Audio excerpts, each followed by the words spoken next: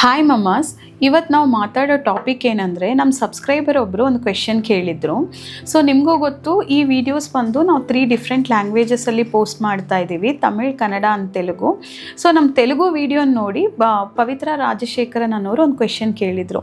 ಅವ್ರ ಕ್ವೆಶನ್ ಏನಂದರೆ, ನನ್ನ ಮಗುಗೆ 2.2 ಇಯರ್ಸ್ ಆಗ್ತಾ ಇದೆ, ಮಗುಗೆ 1.5 ಇಯರ್ಸಿಂದ ಈ ಇಶ್ಯೂನ ನಾನು ಫೇಸ್ ಮಾಡ್ತಿದ್ದೀನಿ. ಅಂದರೆ ಶಿ ಈಸ್ ವೆರಿ ಇಂಟೆಲಿಜೆಂಟ್. ಅವಳು ಒಂದೊಂದು ಟೈಮ್ ನಮ್ಮನ್ನೇ ಸರ್ಪ್ರೈಸ್ ಆಗಂಗೆ, ನಾವೇ ಎಕ್ಸೈಟ್ ಆಗಂಗೆ ಕೆಲವೊಂದು ಆನ್ಸರ್ ಮಾಡ್ತಾಳೆ, ಇಲ್ಲ ಕೆಲವೊಂದು ಆ್ಯಕ್ಟಿವಿಟೀಸ್ ಮಾಡ್ತಾಳೆ. ಆ ಟೈಮಲ್ಲಿ ನಾವು ಒಂದು ಹ್ಯಾಪಿನೆಸ್ಸಲ್ಲಿ ಇಲ್ಲ ಒಂದು ಎಕ್ಸೈಟ್ಮೆಂಟಲ್ಲಿ ಸಡನ್ನಾಗಿ ನಗ್ಬಿಡ್ತೀವಿ. ನಾವು ನಗ್ದಿದ ತಕ್ಷಣ ಅವಳು ಅಳಕ್ಕೆ ಸ್ಟಾರ್ಟ್ ಮಾಡ್ಕೊಂಡ್ಬಿಡ್ತಾಳೆ.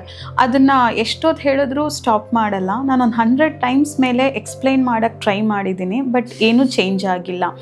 ನಾಳೆ ಅವಳು ಸ್ಕೂಲ್ಗೆ ಹೋಗೋವಾಗಲೂ ಟೀಚರ್ಸು ಇಲ್ಲ ಯಾರಾದರೂ ಅಪ್ರಿಷಿಯೇಟ್ ಮಾಡೋವಾಗಲೂ ಅವಳು ಹೀಗೆ ಬಿಹೇವ್ ಮಾಡಿದ್ರೆ ಏನು ಮಾಡೋದು ಅನ್ನೋದು ಅವ್ರ ಕ್ವೆಶನು.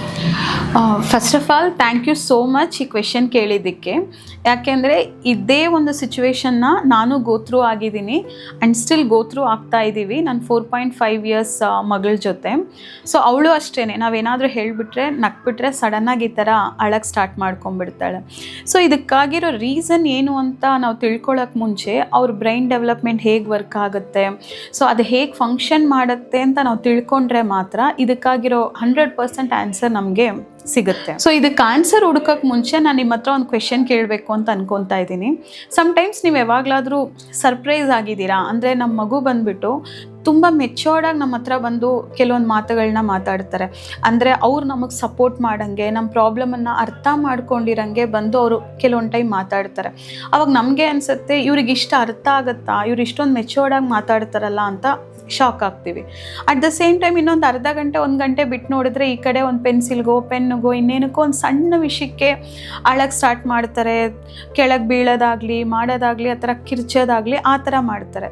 ಸೊ ಅಂಥ ಟೈಮಲ್ಲಿ ನಮಗೆ ಕನ್ಫ್ಯೂಸ್ ಆಗುತ್ತೆ. ಲೈಕ್ ಒಂದು ಪಝಲ್ ಥರ ಇರುತ್ತೆ ಈ ಮಕ್ಕಳ ಬಿಹೇವಿಯರ್. ಯಾಕೆ ಸಮ್ಟೈಮ್ಸ್ ಇಷ್ಟು ಮೆಚ್ಯೂರ್ಡ್ ಆಗಿರ್ತಾರೆ, ಸಮ್ಟೈಮ್ಸು ಇಷ್ಟು ಚೈಲ್ಡಿಶ್ ಆಗಿ ಬಿಹೇವ್ ಮಾಡ್ತಾರೆ, ಇವ್ರನ್ನ ಹೆಂಗೆ ಹ್ಯಾಂಡಲ್ ಮಾಡೋದು ಅನ್ನೋದು ನಮಗೆ ಗೊತ್ತಾಗಲ್ಲ. ಸೊ ಇದಕ್ಕಾಗಿರೋ ರೀಸನನ್ನು ಹುಡುಕೋಕ್ಕಿಂತ ಮುಂಚೆ ಅವ್ರ ಬ್ರೈನ್ ಡೆವಲಪ್ಮೆಂಟ್ ಬಗ್ಗೆ ಕಂಪ್ಲೀಟಾಗಿ ತಿಳ್ಕೊಳ್ಳೋಕ್ಕೆ ಟ್ರೈ ಮಾಡೋಣ. ಸೊ ಮಗು ಹುಟ್ಟೋವಾಗಲೇ ಆಲ್ರೆಡಿ 25% ಆಫ್ ಬ್ರೈನ್ ಡೆವಲಪ್ಮೆಂಟಲ್ಲೇ ಹುಟ್ಟುತ್ತೆ. ಮತ್ತು 2 ಇಯರ್ಸಲ್ಲಿ 70%, 3 to 5 ಇಯರ್ಸಲ್ಲಿ ನೋಡಿದ್ರೆ ಮಗುಗೆ 90% ಅಷ್ಟು ಬ್ರೈನ್ ಆಲ್ರೆಡಿ ಡೆವಲಪ್ ಆಗಿರುತ್ತೆ. ಈ ರೀಸನಿಂದನೇ ಅವರು ತುಂಬಾ ಮೆಚ್ಯೂರ್ಡಾಗಿ ಮಾತಾಡೋದಾಗಲಿ, ಮೆಚ್ಯೂರ್ಡಾಗಿ ಬಿಹೇವ್ ಮಾಡೋದಾಗಲಿ ಸಮ್ಟೈಮ್ಸ್ ಮಾಡ್ತಾರೆ. ಬಿಕಾಸ್ 90% ಅನ್ನೋದು 3 to 5 ಇಯರ್ಸಲ್ಲಿ ಆಲ್ಮೋಸ್ಟ್ ನಮಗೆ ಈಕ್ವಲ್ ಆಗೇ ಇರ್ತಾರೆ. ಇನ್ನೊಂದು ಅಡಲ್ಟ್ ಥರನೇ ಅವ್ರು ಬಿಹೇವ್ ಮಾಡ್ತಾರೆ. ಬಟ್ ಯಾಕೆ ಅಷ್ಟೊಂದು ಸಮ್ಟೈಮ್ಸ್ ಅಳೋದು ಇದು ಮಾಡೋದು ಅಂತಂದರೆ, ಬ್ರೈನಲ್ಲಿ ನೋಡಿದ್ರೆ 3 ಮೇಜರ್ ಪಾರ್ಟ್ಸ್ ಇದೆ. ಒಂದು ಬಂದು ಸೆರಿಬ್ರಮ್, ಇನ್ನೊಂದು ಸೆರಿಬೆಲಮ್ ಆ್ಯಂಡ್ ಬ್ರೈನ್ ಸ್ಟೆಮ್ ಅಂತ. ಈ ಸೆರಿಬ್ರಮ್ ಅನ್ನೋ ಬ್ರೈನ್ ಬಂದು ಈ ಪಾರ್ಟ್ ಆಫ್ ದ ಬ್ರೈನಲ್ಲಿ ಎಗೈನ್ 4 ಲೋಬ್ಸ್ ಇರುತ್ತೆ. ಸೊ ಇದರಲ್ಲಿ ಒಂದೊಂದು ಲೋಬ್ಸ್ ಕೂಡ ಒಂದೊಂದು ಡಿಫ್ರೆಂಟ್ ಆ್ಯಕ್ಟಿವಿಟೀಸ್ ಬಗ್ಗೆ ಈಗ ಡಿಫ್ರೆಂಟ್ ಫಂಕ್ಷನನ್ನು ಮಾಡುತ್ತೆ. ಒಂದೊಂದರಲ್ಲೂ ಒಂದೊಂದು ಡಿಫ್ರೆಂಟ್ ಆ್ಯಕ್ಟಿವಿಟೀಸ್ಗೆ ಅದು ರೆಸ್ಪಾನ್ಸಿಬಲ್ ಆಗಿರುತ್ತೆ. ಅಂದರೆ ನಾವು ಪ್ಲ್ಯಾನಿಂಗ್ ಮಾಡೋದು, ಡಿಸಿಷನ್ ಮೇಕಿಂಗ್ ಮಾಡೋದು, ನಮ್ಮ ಎಮೋಷ್ನಲ್ ಇಂಟೆಲಿಜೆನ್ಸು, ನಮ್ಮ ಯೋಚನೆ ಮಾಡೋ ವಿಧಾನ, ಇವೆಲ್ಲನೂ ಕಂಟ್ರೋಲ್ ಮಾಡೋದು ಈ ಸೆರಿಬ್ರಮಲ್ಲಿರೋ 4 ಡಿಫ್ರೆಂಟ್ ಲೋಬ್ಸ್. ಅದರಲ್ಲಿ ಒಂದು ಲೋಬ್ ಬಂದು ಆ ಎಕ್ಸ್ಪ್ರೆಷನ್ ಅವ್ರ ಎಮೋಷ್ನಲ್ ಎಕ್ಸ್ಪ್ರೆಷನ್ನ ಹೇಗೆ ಮಾಡಬೇಕು ಅನ್ನೋ ಆ ಪಾರ್ಟ್ ಆಫ್ ದ ಒಂದು ಬ್ರೈನ್ ಬಂದುಬಿಟ್ಟು 0 to 7 ಇಯರ್ಸ್ವರೆಗೂ ಗ್ರೋಯಿಂಗ್ ಸ್ಟೇಜಲ್ಲೇ ಇರುತ್ತೆ. ಅಂದರೆ ಮಗುಗೆ 7 ಇಯರ್ಸ್ ಕಂಪ್ಲೀಟ್ ಆಗೋವರೆಗೂ ಅದರ ಬೆಳವಣಿಗೆ ಬಂದು ಪೂರ್ತಿ ಆಗಿರಲ್ಲ. ಹಾಗಾಗಿನೇ ಆ ಎಕ್ಸ್ಪ್ರೆಷನ್ ಸ್ಟೇಜ್, ಆ ಒಂದೇ ಒಂದು ಎಕ್ಸ್ಪ್ರೆಸ್ ಮಾಡೋ ವಿಧಾನದಲ್ಲಿ ಮಾತ್ರ ಮಕ್ಕಳಿಗೆ 7 ಇಯರ್ಸ್ವರೆಗೂ ಹೇಗೆ ಅದನ್ನು ಮಾಡೋದು ಅನ್ನೋದು ಗೊತ್ತಿಲ್ಲದೆ ಹಾಗೆ ರಿಯಾಕ್ಟ್ ಮಾಡ್ತಾರೆ. ಈ 2 ಎಕ್ಸ್ಟ್ರೀಮ್ಸ್ಗೆ ಇದೇ ರೀಸನ್. ಇವಾಗ ಸಬ್ಸ್ಕ್ರೈಬರ್ ಕೇಳಿರೋ ಕ್ವೆಶನಿಗೆ ಬರೋಂಗಿದ್ರೆ, ಯಾಕೆ ಮಕ್ಕಳು ಅಳ್ತಾರೆ ನಾವು ನಗ್ದಾಗ ಅಂತಂದರೆ, ನಾನು ಈ ವಿಷಯನ ಗೋತ್ರೂ ಮಾಡಿರೋದ್ರಿಂದ ನನ್ನ ಕೈಲಿ ಇದನ್ನು ಪೂರ್ತಿಯಾಗಿ ಅರ್ಥ ಮಾಡ್ಕೊಳ್ಳೋಕ್ಕಾಗತ್ತೆ. ಏನಂದರೆ ಮಕ್ಕಳಿಗೆ ಆ ನಗುವಿಗೆ ಇರೋ ಅರ್ಥ ಏನು ಅನ್ನೋದು ಫಸ್ಟ್ ಆಫ್ ಆಲ್ ಫುಲ್ಲಾಗಿ ಗೊತ್ತಿರಲ್ಲ. ಅವರು ಅದನ್ನು ಮಿಸ್ಇಂಟ್ರಪ್ಟ್ ಮಾಡ್ಕೊತಾರೆ. ಅವ್ರೇನು ಅನ್ಕೊತಾರೆ, ಇವಾಗ ಪ್ರತಿಯೊಂದು ಆ್ಯಕ್ಷನ್ಗೊಂದು ರಿಯಾಕ್ಷನ್ ಇರುತ್ತಲ್ಲ. ಇವಾಗ ನಾವು ಸಮ್ಟೈಮ್ಸ್ ಏನೇ ಒಂದು ಆ್ಯಕ್ಷನ್ ಆಗಲಿ, ನಾವು ನಗ್ತೀವಿ, ಅಳ್ತೀವಿ, ಸಂತೋಷ ಪಡ್ತೀವಿ, ಕೋಪ ಪಡ್ತೀವಿ. ಇದು ಒಂದೊಂದರದ್ದು ಒಂದೊಂದು ರೀತಿಯಾಗಿರೋ ರಿಯಾಕ್ಷನ್. ಇದರಲ್ಲಿ ಕೆಲವೊಂದು ಪಾಸಿಟಿವ್ ರಿಯಾಕ್ಷನ್, ಕೆಲವೊಂದು ಬಂದು ನೆಗೆಟಿವ್ ರಿಯಾಕ್ಷನ್. ಮಕ್ಕಳಿಗೆ ಬಂದು ಇದರಲ್ಲಿ ಯಾವುದು ಪಾಸಿಟಿವ್ ಯಾವುದು ನೆಗೆಟಿವ್ ಅನ್ನೋ ಡಿಫ್ರೆನ್ಸ್ ಮಾಡೋಕ್ಕೆ ಅಷ್ಟೊಂದು ಇನ್ನೂ ಅವರು ಇಂಟೆಲಿಜೆಂಟ್ ಆಗಿರಲ್ಲ. ಸೊ ನಾವು ಅವರಿಗೆ ಹೇಳಬೇಕಾಗತ್ತೆ. ಇದ್ರ ರೀಸನ್ ಇಲ್ಲದೆ ಇರೋ ರೀಸನ್ ಗೊತ್ತಿಲ್ಲದೆ ಅವ್ರು ಏನು ಮಾಡ್ತಾರೆ, ಅಳಕ್ಕೆ ಸ್ಟಾರ್ಟ್ ಮಾಡಿಬಿಡ್ತಾರೆ. ಆ್ಯಂಡ್ ಮಕ್ಕಳು ನೋಡಿದ್ರೆ ಎಮೋಷ್ನಲಿ ತುಂಬಾ ಸೆನ್ಸಿಟಿವ್ ಆಗಿರ್ತಾರೆ. ಅಂದರೆ ನಾವು ಮಕ್ಕಳನ್ನ ಹೇಗೆ ಅರ್ಥ ಮಾಡ್ಕೊತೀವಿ, ಅವ್ರ ಒಂದೊಂದು ರಿಯಾಕ್ಷನ್ಗೆ ನಾವು ಹೇಗೆ ರಿಯಾಕ್ಟ್ ಮಾಡ್ತೀವಿ ಅನ್ನೋದು ಮಕ್ಕಳಿಗೆ ತುಂಬ ತುಂಬ ಇಂಪಾರ್ಟೆಂಟ್ ಆಗಿರೋ ವಿಷಯ.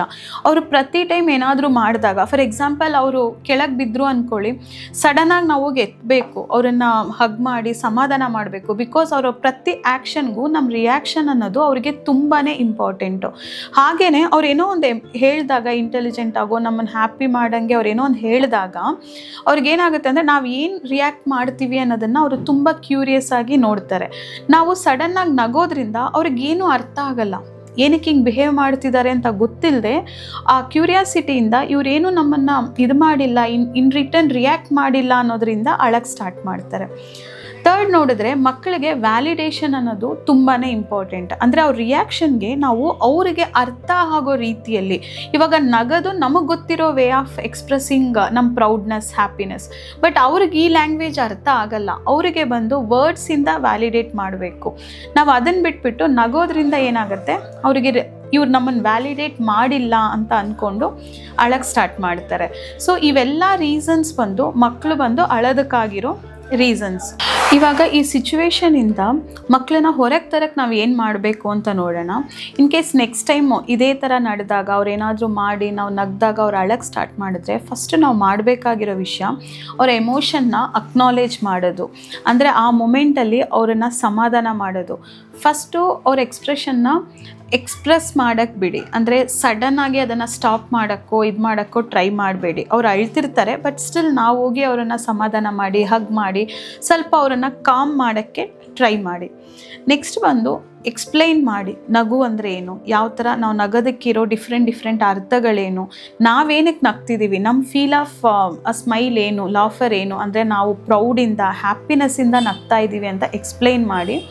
ಬಟ್ ಈ ಎಕ್ಸ್ಪ್ಲನೇಷನ್ ಅವ್ರು ಅಳ್ತಿರೋ ಟೈಮಲ್ಲಿ ಅಲ್ಲ, ಅವರು ಸ್ವಲ್ಪ ಸಮಾಧಾನ ಆದಮೇಲೆ. ಬಿಕಾಸ್ ನಾನು ಆಲ್ರೆಡಿ ಬ್ರೈನ್ ಡೆವಲಪ್ಮೆಂಟ್ ಬಗ್ಗೆ ನಿಮ್ಗೆ ಎಕ್ಸ್ಪ್ಲೈನ್ ಮಾಡಿದ್ದೀನಿ. ಆ ಟೈಮಲ್ಲಿ ಬಂದುಬಿಟ್ಟು ಈ ಕಾನ್ಷಿಯಸ್ ಥಿಂಕಿಂಗ್ ಅಂತ ಹೇಳ್ತಾರೆ, ಅಂದರೆ ಲಾಜಿಕಲಾಗಿ ಥಿಂಕ್ ಮಾಡೋ ಆ ಬ್ರೈನ್ ಪಾರ್ಟ್ ಬಂದು ಅವ್ರು ಯಾವಾಗಲಾದರೂ ತುಂಬ ಎಮೋಷ್ನಲಿ, ಎಸ್ಪೆಷಲಿ ನೆಗೆಟಿವ್ ಎಮೋಷನ್ಸ್ ಬಂದಾಗ, ಕೋಪ, ಅಳು ಅನ್ನೋ ಥರ ಈ ನೆಗೆಟಿವ್ ಎಮೋಷನ್ ಬಂದಾಗ ಲಾಜಿಕಾಗಿ ಥಿಂಕ್ ಮಾಡೋ ಈ ಬ್ರೈನ್ ಕೂಡ ಕಂಪ್ಲೀಟಾಗಿ ಕವರ್ ಆಗಿಬಿಡುತ್ತೆ. ಅವ್ರು ಅಳ್ತಿರೋ ಟೈಮಲ್ಲಿ ಹೋಗಿ ನೀವು ಏನೇ ಲಾಜಿಕಲ್ ಎಕ್ಸ್ಪ್ಲನೇಷನ್ಸ್ ಕೊಟ್ಟರೂ ಕೂಡ ಅವ್ರ ಕೈಲಿ ಅದನ್ನು ಅರ್ಥ ಮಾಡ್ಕೊಳ್ಳೋಕ್ಕಾಗಲ್ಲ. ಸೊ ಆ ಮೂಮೆಂಟ್ ಏನು ಹೇಳಕ್ಕೆ ಹೋಗಬೇಡಿ, ಸ್ವಲ್ಪ ಟೈಮ್ ಕೊಟ್ಟು ಇದನ್ನು ಎಕ್ಸ್ಪ್ಲೈನ್ ಮಾಡಿ, ಆವಾಗ ಅವರಿಗೆ ಅರ್ಥ ಆಗುತ್ತೆ. ನೆಕ್ಸ್ಟ್ ಬಂದುಬಿಟ್ಟು ವ್ಯಾಲಿಡೇಟ್ ಮಾಡಿ. ನೆಕ್ಸ್ಟ್ ಟೈಮಿಂದ ವರ್ಡ್ಸಲ್ಲಿ ವ್ಯಾಲಿಡೇಟ್ ಮಾಡಿ, ಏನಕ್ಕೆ ನಾವು ಹಿಂಗೆ ಮಾಡಿದ್ವಿ ಅಂತ ಹೇಳಿ ನೀವು ಎಷ್ಟು ಹ್ಯಾಪಿ ಆಗಿದ್ದೀರಾ, ಎಷ್ಟು ಪ್ರೌಡ್ ಆಗಿದ್ದೀರಾ ಅಂತ ವರ್ಡ್ಸಲ್ಲಿ ವ್ಯಾಲಿಡೇಟ್ ಮಾಡಿ. ಸೊ ನೆಕ್ಸ್ಟ್ ಟೈಮ್ ಬಂದು ಇದೇ ಸಿಚುವೇಷನಲ್ಲಿ ನಾವು ಮಾಡಬೇಕಾಗಿರೋ ಒಂದು ವಿಷಯ ಏನು ಅಂದರೆ, ತುಂಬ ಲೌಡಾಗಿ ನಗದೇ ಇರೋದು. ಬಿಕಾಸ್ ಮಗು ಏನೋ ಒಂದು ಹೇಳ್ತಾ ಇರುತ್ತೆ ಫ್ಲೋ ಅಲ್ಲಿ, ನಾವೇನು ಮಾಡಿಬಿಡ್ತೀವಿ, ಸಡನ್ನಾಗಿ ನಮ್ಮ ಎಕ್ಸೈಟ್ಮೆಂಟಲ್ಲಿ ಲೌಡಾಗಿ ನಗ್ಬಿಡ್ತೀವಿ. ಸೊ ಆ ಸೌಂಡು, ಆ ಇಮ್ಮಿಡಿಯೇಟ್ ಒಂದು ರಿಯಾಕ್ಷನ್ ಬಂದು ಅವರಿಗೆ ಭಯ ಕೊಡುತ್ತೆ. ಸೊ ಅದನ್ನು ನಾವು ಕಮ್ಮಿ ಮಾಡಿಕೊಂಡು ನೆಕ್ಸ್ಟ್ ಟೈಮ್ ಬಂದು ಸ್ವಲ್ಪ ಕಾಮ್ ಆಗಿ ಒಂದು ಡೀಸೆಂಟ್ ಸ್ಮೈಲ್ ಜೊತೆಗೆ ವರ್ಡ್ಸಲ್ಲಿ ವ್ಯಾಲಿಡೇಷನ್ ಮಾಡೋಕ್ಕೆ ಟ್ರೈ ಮಾಡಿದ್ರೆ ಸ್ವಲ್ಪ ಅವರು ಹೆದರೋದು ಕಡಿಮೆ ಆಗುತ್ತೆ, ಅಳೋದನ್ನು ಕೂಡ ನಿಲ್ಲಿಸ್ತಾರೆ. ಇನ್ನೊಂದೇನೆಂದರೆ ಕೊನೆ ಪಾಯಿಂಟು, ಯಾವುದಾದ್ರೂ ಒಂದು ಸಿಚುವೇಷನ್ಲಿ ನಿಮ್ಮ ಮಕ್ಕಳೇ ಬಂದು ಒಂದು ವಿಷಯನ ನೋಡಿ ಎಕ್ಸೈಟ್ ಆಗಿ ನಗಕ್ಕೆ ಸ್ಟಾರ್ಟ್ ಮಾಡ್ತಾರೆ. ಆ ಥರ ಟೈಮಲ್ಲಿ ಇಮ್ಮಿಡಿಯೇಟಾಗಿ ಈ ವಿಷಯನ ಅಡ್ರೆಸ್ ಮಾಡಿ. ಅಂದರೆ ನೀನು ಯಾಕೆ ಇವಾಗ ಇಷ್ಟು ಹ್ಯಾಪಿಯಾಗಿದೆಯಾ, ಅಂದರೆ ಯಾವುದೋ ಒಂದು ವಿಷಯ ನೋಡಿ ನೀನು ಖುಷಿಯಾಗಿರೋದ್ರಿಂದ ನೀನು ನಗ್ತಾ ಇದೆಯಾ, ಇದೇ ಥರನೇ ನೀನು ಅವತ್ತು ಈ ಥರ ಹೇಳಿದ್ದಕ್ಕೆ ನಮಗೂ ಖುಷಿಯಿಂದ, ಒಂದು ಹೆಮ್ಮೆಯಿಂದ ನಾವು ಈ ಥರ ಮಾಡಿದ್ವಿ. ಸೊ ಆ ನಗು ಬಂದು ನಿನ್ನನ್ನು ಹರ್ಟ್ ಮಾಡಬೇಕು ಅಂತ ಅಲ್ಲ ಅನ್ನೋದನ್ನು ಆ ಮೊಮೆಂಟಲ್ಲಿ ಮಗುಗೆ ಎಕ್ಸ್ಪ್ಲೈನ್ ಮಾಡಿ. ಸೊ ಇದೆಲ್ಲ ನಾವು ಮಗುಗೆ ಕರೆಕ್ಟಾಗಿರೋ ರೀತಿಯಲ್ಲಿ ಕನ್ವೆ ಮಾಡಿದ್ರೆ ಸ್ಲೋಲಿ ಅವರು ಗ್ರ್ಯಾಜುವಲಿ ಇದರಿಂದ ಆಚೆ ಬರ್ತಾರೆ. ಹೋಪ್ಫುಲಿ ಪವಿತ್ರ ರಾಜಶೇಖರ್ ಅವ್ರ ಕ್ವೆಶನ್ಗೆ ನಾನು ಎಲ್ಲ ಆನ್ಸರ್ಸು ಕನ್ವಿನ್ಸಿಂಗ್ ಆಗಿರುತ್ತೆ ಅಂತ ಅನಿಸುತ್ತೆ. ಸೊ ಈ ಟಿಪ್ಸನ್ನು ಫಾಲೋ ಮಾಡಿ. ಸೊ ಡೆಫಿನೆಟಾಗಿ ಸ್ವಲ್ಪನೇ ಚೇಂಜಸ್ ಗೊತ್ತಾಗುತ್ತೆ. ಬಿಕಾಸ್ ಈವನ್ ನನ್ನ ಮಗಳಿಗೆ 4.5 ಇಯರ್ಸ್ ಆದ್ರೂ ಆಲ್ಮೋಸ್ಟ್ ಅವಳು ಅದರಿಂದ ಆಚೆ ಬಂದಿದ್ದಾಳೆ. ಈವನ್ ರೀಸೆಂಟ್ ಒಂದು 4-5 ಮಂತ್ಸ್ವರೆಗೂ ಕೂಡ ಅವಳು ಹೀಗೆ ಬಿಹೇವ್ ಮಾಡ್ತಾ ಇದ್ಲು. ಬಟ್ ಇವಾಗ ಸ್ವಲ್ಪ ಅದರಿಂದ ಆಚೆ ಬಂದಿದ್ದಾಳೆ. ಬಟ್ ಇವಾಗ ಏನಂದರೆ ಸ್ಟಿಲ್ ಅದರಿಂದ ಅವರು ಕಂಪ್ಲೀಟಾಗಿ ಆಚೆ ಬಂದಿಲ್ಲ. ಇವತ್ತು ಬೆಳಗ್ಗೆ ಕೂಡ ಒಂದು ಇನ್ಸಿಡೆನ್ಸ್ ನಡೀತು. ಏನು ಅಂತಂದರೆ ಮೋಸ್ಟ್ಲಿ ನನ್ನ ಮಗಳು ಮತ್ತು ನನ್ನ ತಂಗಿಯರು ಇವರೆಲ್ಲ ಸೇರಿಕೊಂಡು ಅವ್ರ ಹೆಸರಿಗೆ ಇರೋ ಮೀನಿಂಗನ್ನು ಗೂಗಲಲ್ಲಿ ಸರ್ಚ್ ಮಾಡಿದ್ದಾರೆ ಅನಿಸುತ್ತೆ. ಅದನ್ನು ನನ್ನ ಕೆಲಸದಿಂದ ಬಂದಿದ ತಕ್ಷಣ ಅವಳಿಗೆ ನನಗೆ ಹೇಳಬೇಕು, ಅವಳ ಹೆಸರಿಗಿರೋ ಮೀನಿಂಗನ್ನು ಅವಳು ನನ್ನ ಹತ್ರ ಕನ್ವೆ ಮಾಡಬೇಕು. ಬಟ್ ಅವ್ರಿಗೆ ಗೊತ್ತಿರಲ್ಲ, ನಾವು ಮೀನಿಂಗ್ ಎಲ್ಲ ಹುಡುಕಿನೇ ಅವ್ರಿಗೆ ಹೆಸರು ಇಟ್ಟಿರ್ತೀವಿ ಅಂತ ಅವ್ರಿಗೆ ಗೊತ್ತಿಲ್ಲ. ಬಟ್ ಅವಳಿಗೇನಂದರೆ ಅದನ್ನು ನನಗೆ ಹೇಳಬೇಕು. ಬಟ್ ಒಂದು 10 ಟೈಮ್ ಆದರೂ ನಾನು ಹೇಳ್ತೀನಿ, ಬಟ್ ನೀನು ನಗಬಾರ್ದು. ನಾವು ಅದನ್ನು ತುಂಬ ಟೈಮ್ ಇಲ್ಲ ನೀನು ಹೇಳು ನಾವು ನಗಲ್ಲ ಅಂತ ಅವಳಿಗೆ ಮತ್ತೆ ರೀಅಶ್ಯೂರೆನ್ಸ್ ಕೊಟ್ಟ ಮೇಲೇ ಅವಳು ಬಂದು ಅದನ್ನು ನಮ್ಮ ಹತ್ರ ಹೇಳಿದ್ಲು. ಯಾಕೆ ಅಂದರೆ ಮಕ್ಕಳು ಯಾವಾಗಲೂ ನಾವು ಅವ್ರನ್ನ ಕ್ರಿಟಿಸೈಸ್ ಮಾಡಬಾರ್ದು ಅಂತಲೂ ಜಡ್ಜ್ಮೆಂಟ್ ಮಾಡಬಾರ್ದು ಅಂತಲೂ ಯಾವಾಗಲೂ ಕಾಷಿಯಸ್ ಆಗೇ ಇರ್ತಾರೆ. ಸೊ ನೀವು ಭಯ ಪಡೋ ಥರ ಮಗು ಹಾಗೇ ಇರಲ್ಲ, ಸ್ಟೆಪ್ ಬೈ ಸ್ಟೆಪ್ ಇದರಿಂದ ಆಚೆ ಬರ್ತಾರೆ. ಇದನ್ನು ಹೇಳೋ ರೀಸನ್ ಏನು ಅಂದರೆ ಮಕ್ಕಳಿಗೆ ಯಾವಾಗಲೂ ನಮ್ಮ ಜಡ್ಜ್ಮೆಂಟ್ ಅನ್ನೋದು ತುಂಬ ಇಂಪಾರ್ಟೆಂಟು. ಸೊ ಅವ್ರು ಏನೇ ಮಾಡಿದ್ರು ಕಂಪೋಸ್ಡಾಗಿ ಹ್ಯಾಂಡಲ್ ಮಾಡಿ ನಮ್ಮಿಂದನೇ ಅವರು ಎಲ್ಲನೂ ಕಲಿಯೋದು. ಸೊ ನೀವು ಫಸ್ಟ್ ಆಫ್ ಆಲ್ ಇದಾಗಬೇಡಿ, ಅಂದರೆ ನಾವು ಟೆನ್ಷನ್ ಆದರೆ ಅವರನ್ನು ಹ್ಯಾಂಡಲ್ ಮಾಡೋದು ನಮಗೆ ತುಂಬಾ ಕಷ್ಟ ಆಗುತ್ತೆ. ಸೊ ಮದರ್ಸ್, ನಿಮಗೂ ಇದೇ ಥರ ಏನಾದರೂ ಕ್ವೆಶನ್ಸ್ ಇದ್ದರೆ ಕಮೆಂಟ್ಸಲ್ಲಿ ಪೋಸ್ಟ್ ಮಾಡಿ. ನೆಕ್ಸ್ಟ್ ವೀಡಿಯೋಸಲ್ಲಿ ಅದ್ರ ಬಗ್ಗೆ ಕೂಡ ಡಿಸ್ಕಸ್ ಮಾಡೋಣ. Happy parenting Mamma's.